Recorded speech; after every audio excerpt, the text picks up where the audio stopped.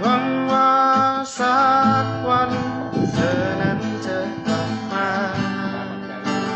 หวังว่าสักวันเธอนั้นจะเปลี่ยนใจหวังว่าเธอนั้นจะไปจากเขากลับมาหาเราไม่มี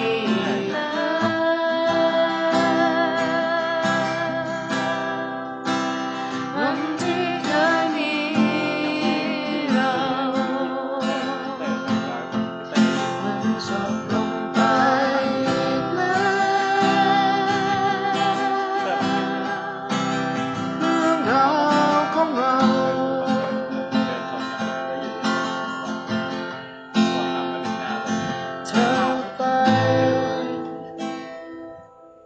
จากฉันปล่อยคือวันที่แสนทรมาน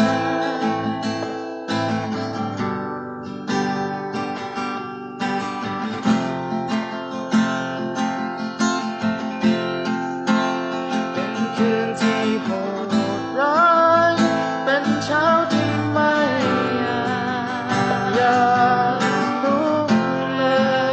ยเป็นคืนที่โหดร้าย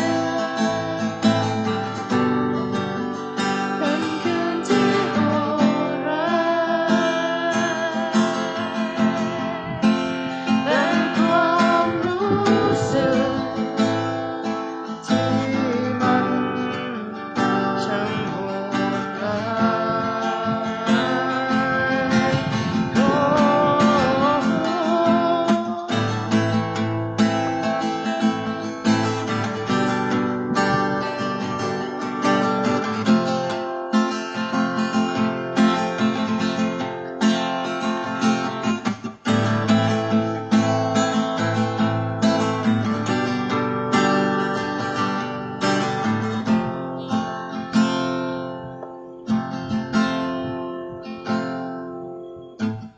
สุ